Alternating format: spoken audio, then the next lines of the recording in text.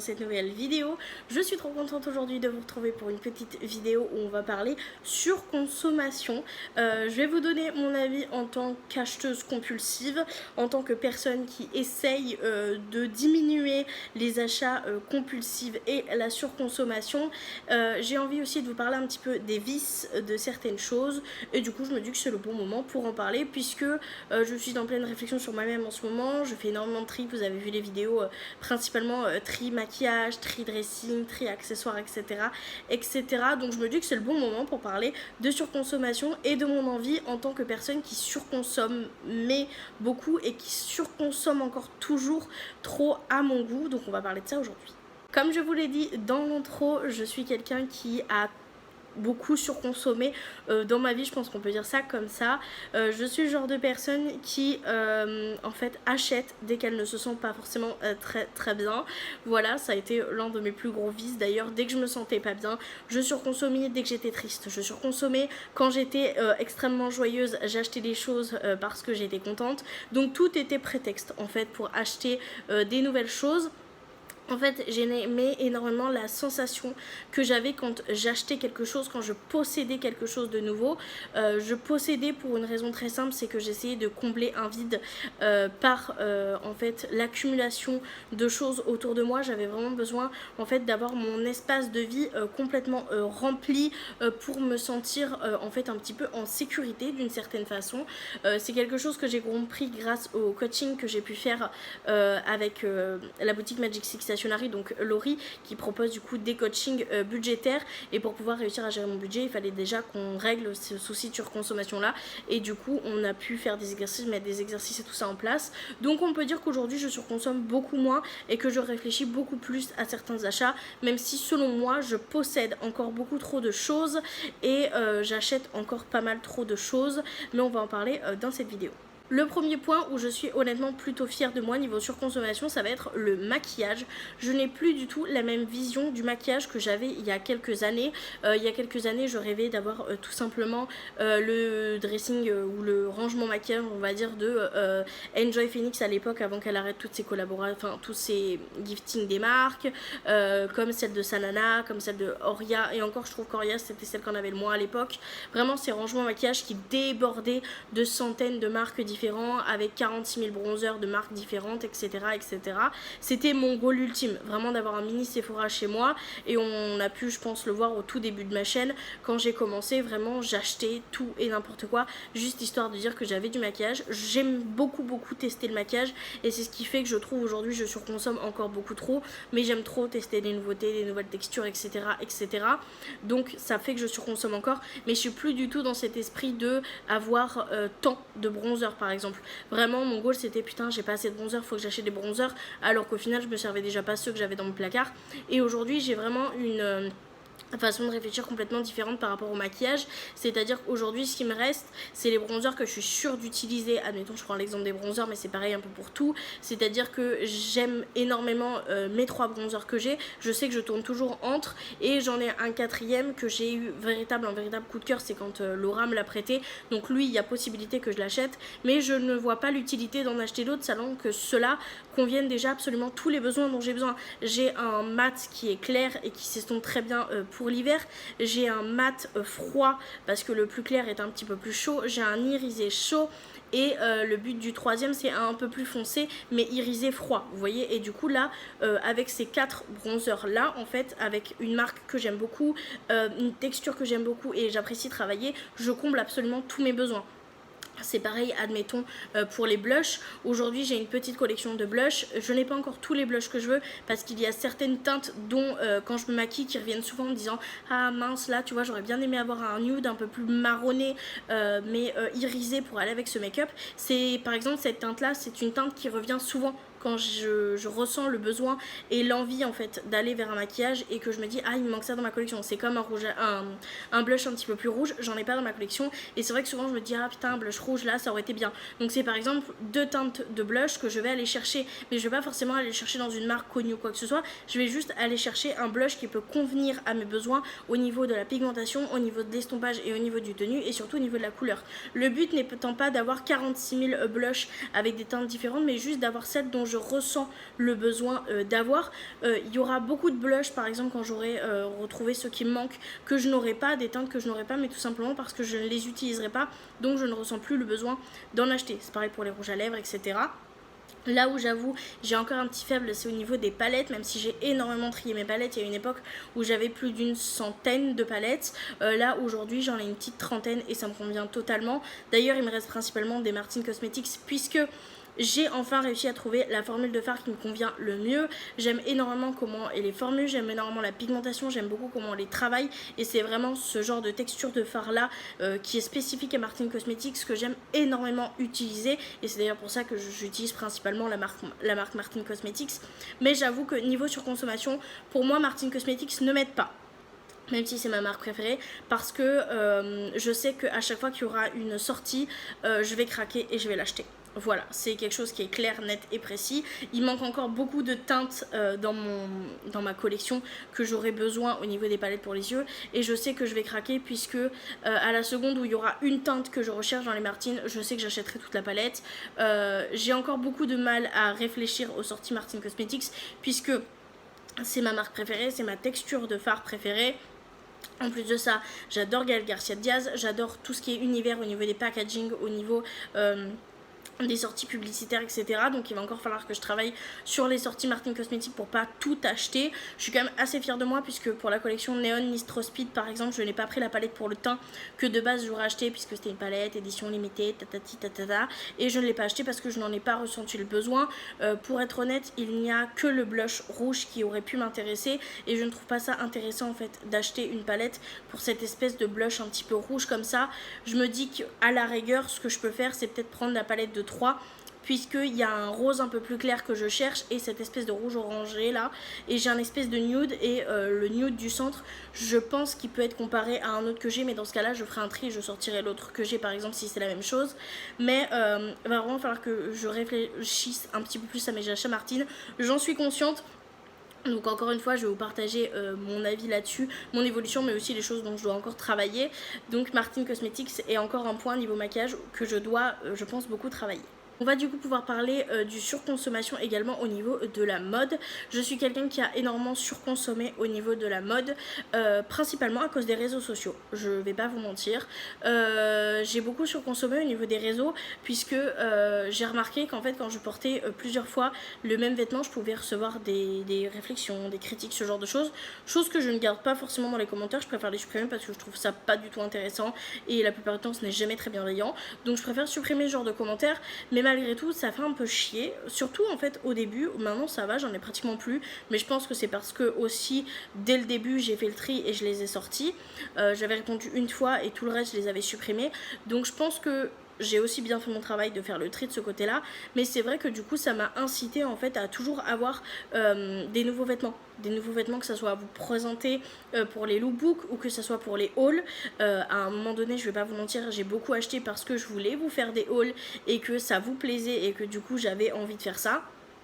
Mais au final les vêtements je les portais pratiquement pas, donc honnêtement j'ai eu pas mal de surconsommation au niveau des vêtements, principalement à cause des réseaux sociaux et aussi parce que je me cherchais complètement au niveau de mon style vestimentaire.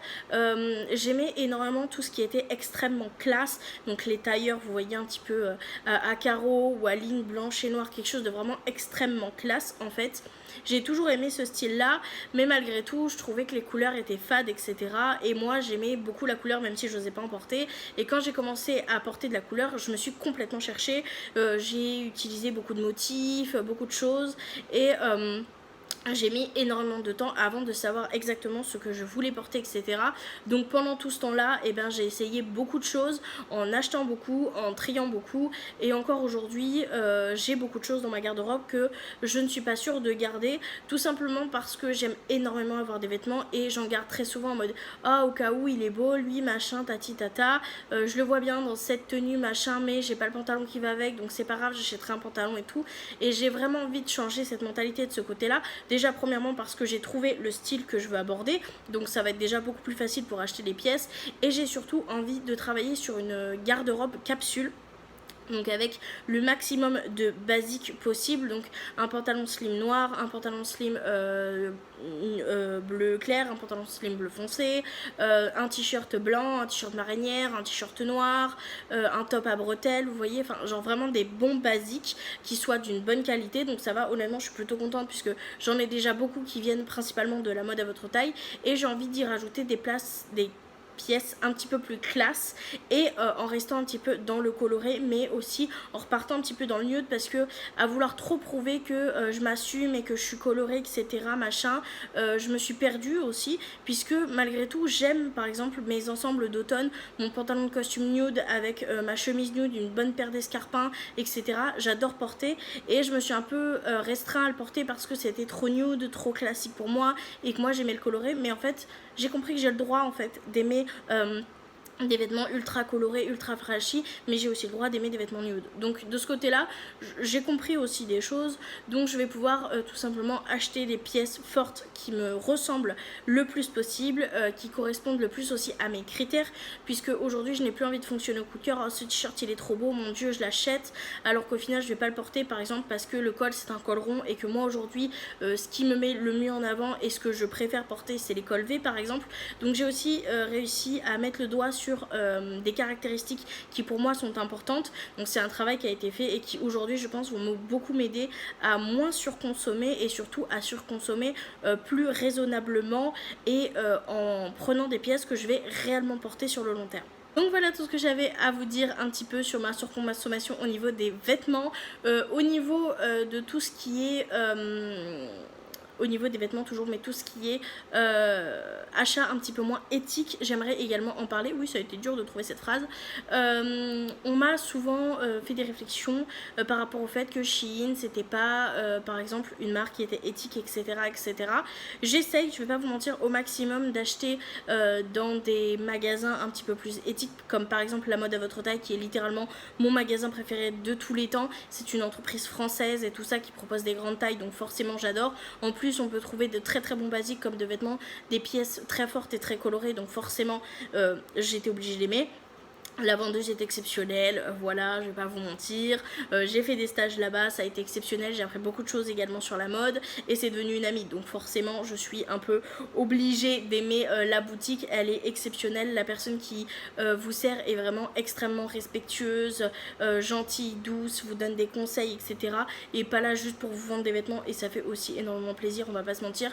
Donc oui, j'aime énormément acheter dans ce genre de boutique-là, mais je vais pas vous mentir qu'on n'y trouve pas tout, et malheureusement donc Magali, la gérante de ce magasin là, m'a montré pendant ces périodes de stage là que c'était très compliqué pour elle, puisque en fait ils dépendent complètement des fournisseurs. Et malheureusement en France il n'y a pas 50 000 fournisseurs de vêtements grande taille, et il n'y a pas du coup énormément de choix. La plupart des vêtements que les fournisseurs proposent, ce sont des choses qui sont très vieillissantes, très mémérisantes, assez classiques, ou quand on veut un peu de folie, la seule chose qu'on peut retrouver c'est des choses qui sont pour eux à la mode, mais qui pour nous sont dépassées depuis 2012, vous voyez. Donc c'est très compliqué de faire une sélection parmi ces fournisseurs pour avoir des vêtements qualitatif, assez stylé, etc. Donc c'est un très gros travail, et aujourd'hui les fournisseurs français ne proposent pas tous les produits possibles et imaginables. Par exemple, il est pratiquement impossible aujourd'hui en France avec les fournisseurs français de trouver des ensembles de tailleurs nude ou coloré en taille 56-60, c'est absolument impossible. Donc voilà, pour tout ce qui est jogging, etc., c'est pareil. Pour tout ce qui est vêtements de sport, c'est pareil, c'est un enfer pour trouver dans notre taille. Donc oui, forcément je vais me rabattre dans des magasins style Shein. Je sais que c'est pas forcément au top, mais je vais pas vous mentir que quand on a un petit budget, ça aide beaucoup, et on a quand même énormément de choix avec une énorme sélection de tailles. Donc c'est pour ça que je continue à consommer Shein. J'essaye pour autant de diminuer au maximum mes commandes, parce que le souci de Shein, c'est comme c'est pas cher, et ben du coup tu vas accumuler. Donc ce que je fais maintenant, c'est quand je veux faire une commande Shein, je m'y prends un mois à l'avance. Ce que je fais, c'est que je remplis mon panier avec tous les produits que je veux. Je regarde caractéristique par caractéristique, est-ce que je suis sûre de le porter ou pas, est-ce que j'ai des choses déjà chez moi pour le porter, ou est-ce que je dois acheter quelque chose pour compléter la tenue pour pouvoir le porter. Au niveau de la matière, est-ce que ça me convient, au niveau des coupes, est-ce que ça me convient. Je vérifie bien évidemment tout ce qui est mensuration, etc. Et je le laisse un mois dans mon panier pour voir si je m'en lasse en fait, et je vais voir tous les 5-6 jours, est-ce que ça j'en ai vraiment envie, est-ce que ce truc me fait toujours la petite étincelle ou pas, ce qui me permet de faire un tri. Donc j'essaie quand même de moins consommer Shein parce que bon, on n'est pas bête, hein, on le sait, mais malgré tout c'est quand même l'un des meilleurs sites quand tu es obèse comme moi et que tu fais une taille vraiment très très grande pour avoir des produits qu'on ne peut pas trouver avec des fournisseurs français tout simplement.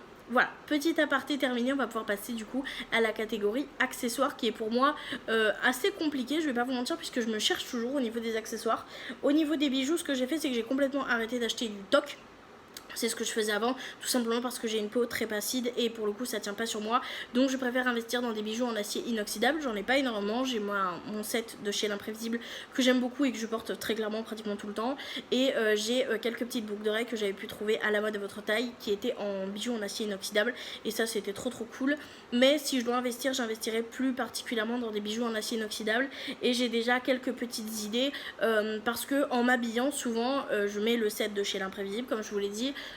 Pratiquement quotidiennement, je vais pas vous mentir. D'ailleurs ça vieillit très bien, il y a une vidéo sur ma chaîne si jamais vous voulez avoir mon avis sur la marque, mais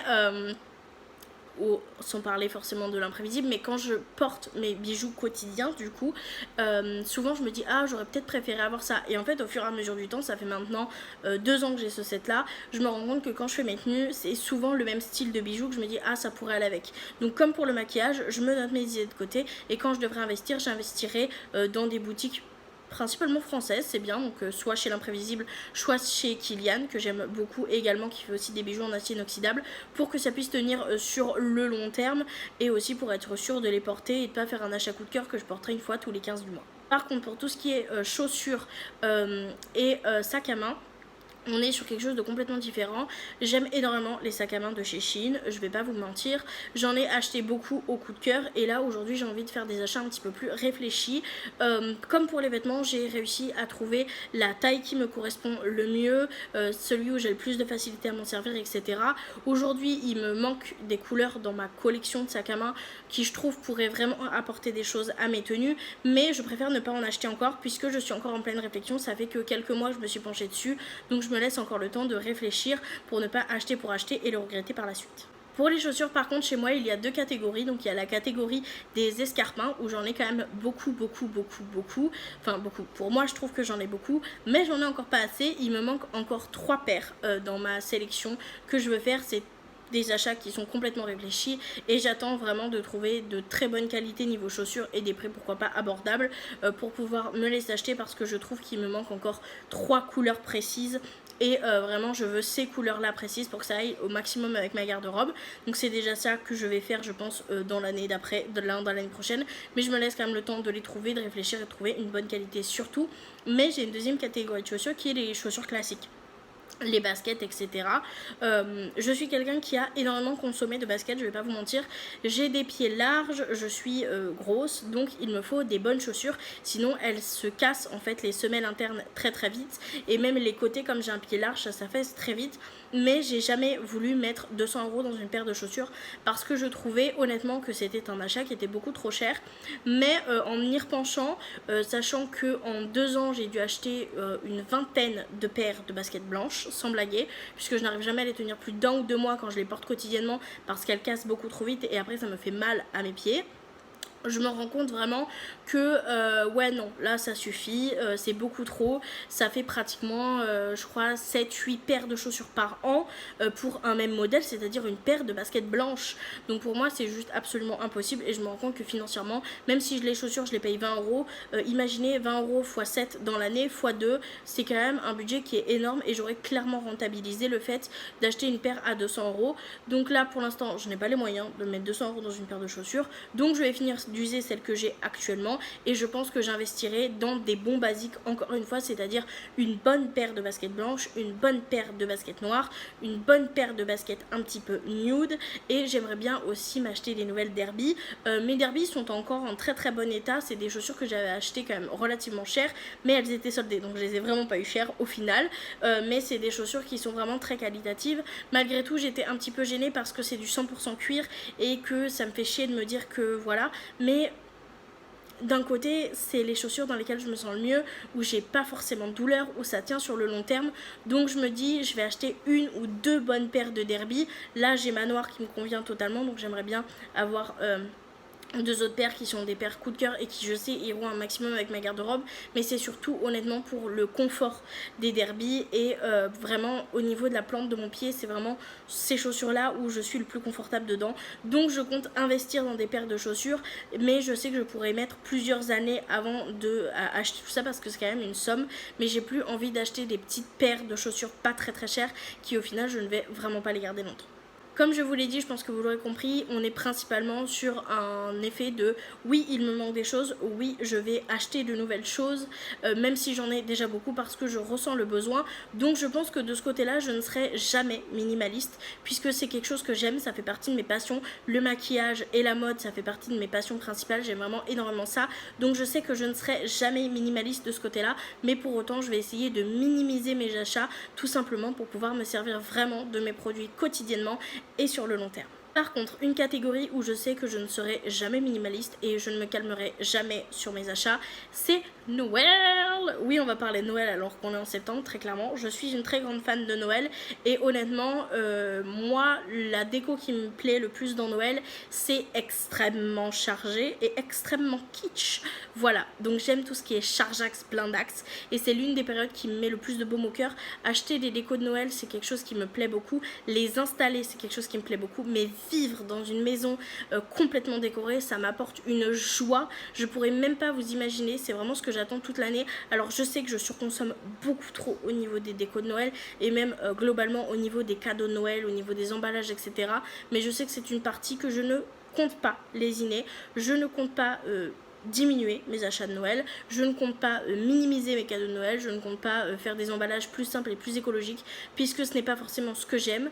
On a tous un point noir, moi mon point noir c'est Noël, très clairement, j'aime trop ça et ça me rend tellement mais tellement heureuse à un point enfin vraiment incroyable. En plus Rémi aussi adore Noël, donc c'est juste topissime et j'ai pas envie en fait de devoir diminuer ce bonheur là en me privant de ça. Alors oui, c'est sûr, je serais pas malheureuse de pas acheter de déco de Noël, mais il y a toujours ce truc de tu rajoutes une pièce que tu vas garder toute ta vie et toute ta vie, tous les ans tu vas rajouter des nouvelles pièces dans ta déco et quand tu auras des enfants par exemple, bah, tu pourras leur dire oh ça tiens on l'a acheté telle année machin avec ton papa, on est allé dans ce magasin là et tout, et en fait c'est des histoires qu'on peut raconter et on a déjà beaucoup de pièces dont c'est le cas et c'est ce côté un peu magique que j'ai absolument pas envie de lésiner.